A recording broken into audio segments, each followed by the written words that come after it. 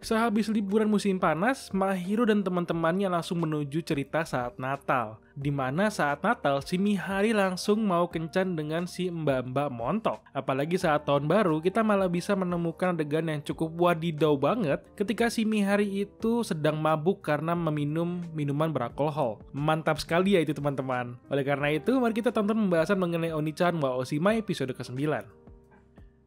Awal cerita memang dibuat kaget ya.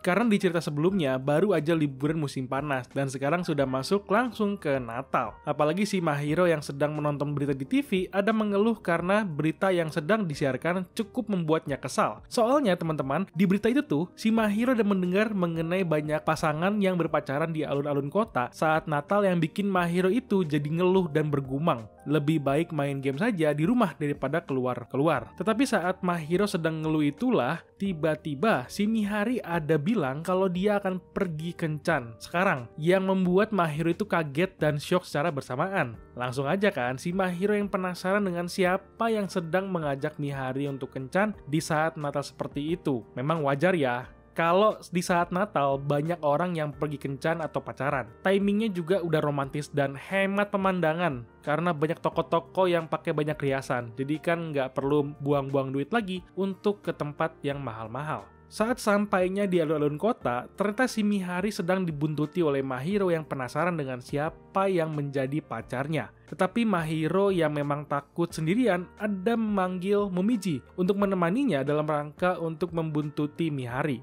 Walau sempat ada kesalahpahaman karena Momiji mengira Mahiro memanggilnya untuk kencan. Namun ternyata hanya sebagai teman biasa yang nemenin dia doang ya. Ketika Mihari sudah disamperin oleh pasangannya, ternyata yang datang adalah Kaede, si mbak-mbak montok kita satu ini.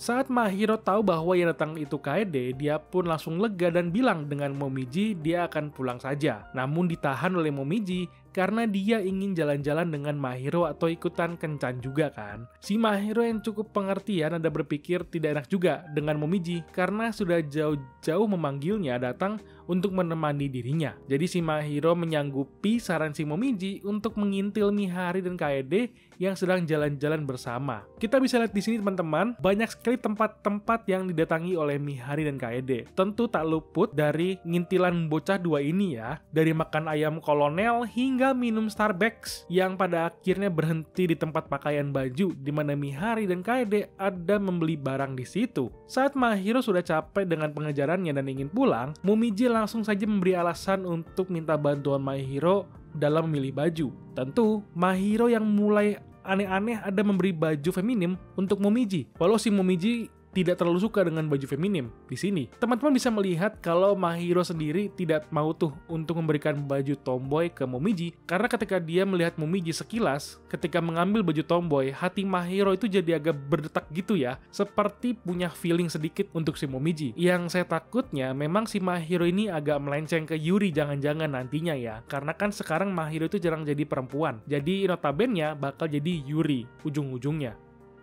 Masuk ke baju terakhir, memang Mahiro udah memberikan baju yang cukup ekstrim. Namun ketika sedang menunggu Momiji ganti baju, dia pun ketahuan oleh Kaede dan Mihari yang sudah selesai membayar barang yang mereka beli. Di mana Kaede ada menemukan Momiji yang memakai baju God Loli yang membangkitkan Chuunbyo-nya si Momiji ternyata. Walau imut, tapi ngehalunya mulai berbahaya ya teman-teman. Akhirnya setelah malam tiba, mereka pun memutuskan untuk berjalan-jalan keliling alun-alun kota dan melihat pemandangan yang cukup indah bisa mereka rasakan. Terutama memang saat mereka sedang berfoto-foto bareng, tapi yang paling difokuskannya itu saat Momiji ada berfoto bareng dengan Mahiro, yang memang dia ngebet banget ya untuk foto bareng. Malah fotonya bagus juga kan ya. Kadang saya jadi iri juga gitu ketika si Mahiro yang banyak deket dengan perempuan-perempuan dengan leluasanya. Jadi makin halu malahan. Saya teman-teman, bukan si Momiji doang yang suka ngehalu. Lama-lama kita juga sebagai penonton ikutan banyak ngehalu juga ya.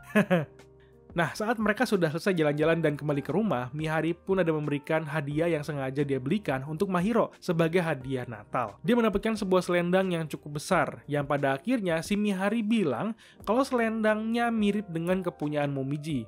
Jadi serasi gitu ya. Hal ini memang bukan apa-apa, tapi saya jadi mikir apakah si Mihari dan Kaede ini sengaja untuk ngecomblangin si Momiji sama Mahiro. Jadi semakin berbahaya ya teman-teman. Setelah Natal, pastinya akan terbit tahun baru ya teman-teman.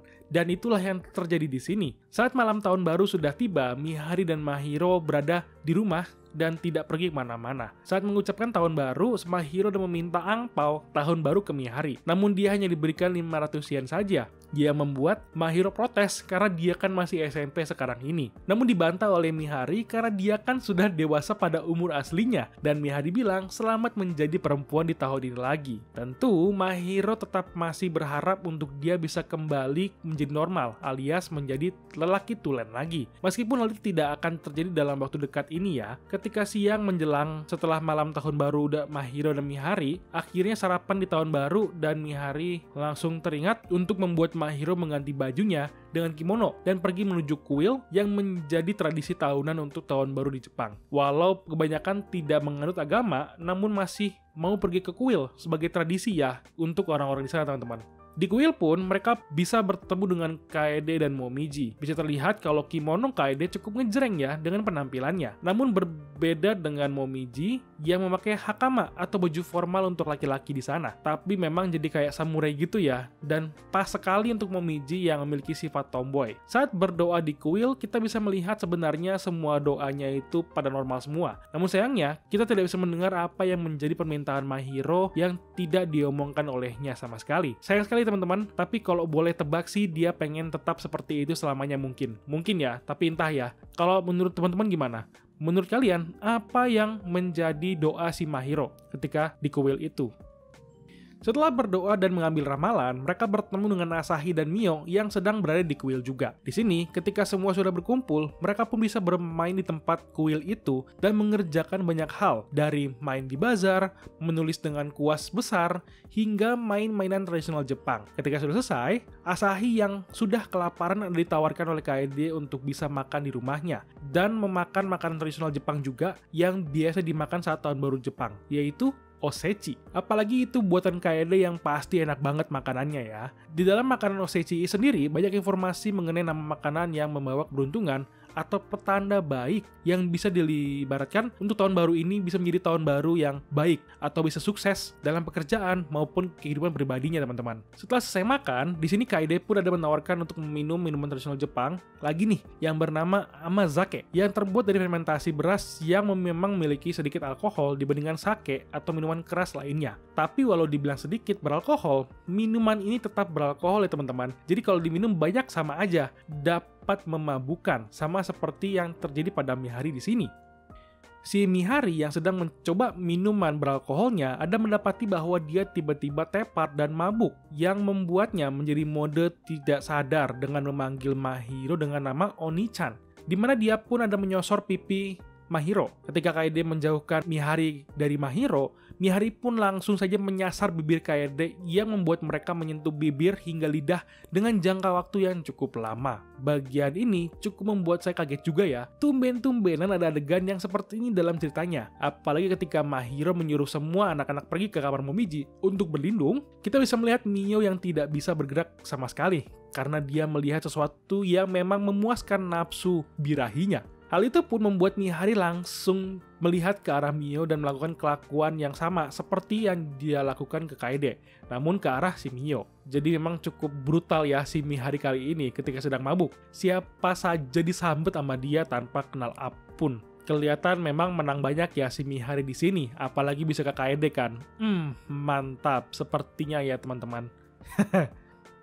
Setelah Mihari bangun, dia pun langsung bingung dan tidak tahu apa yang sebenarnya terjadi sebelumnya. Dan Kaede pun melarang Mihari untuk meminum minuman beralkohol lagi untuk kedepannya. Apalagi di sini si Mio yang sudah jadi korban bisa membuka dunia baru untuk kenapsuannya ya, dimana dia sudah bisa memanggil Mihari sebagai Onesama yang menandakan bahwa dia sudah mulai tunduk ke si Mihari atas kejadian sebelumnya. Waduh.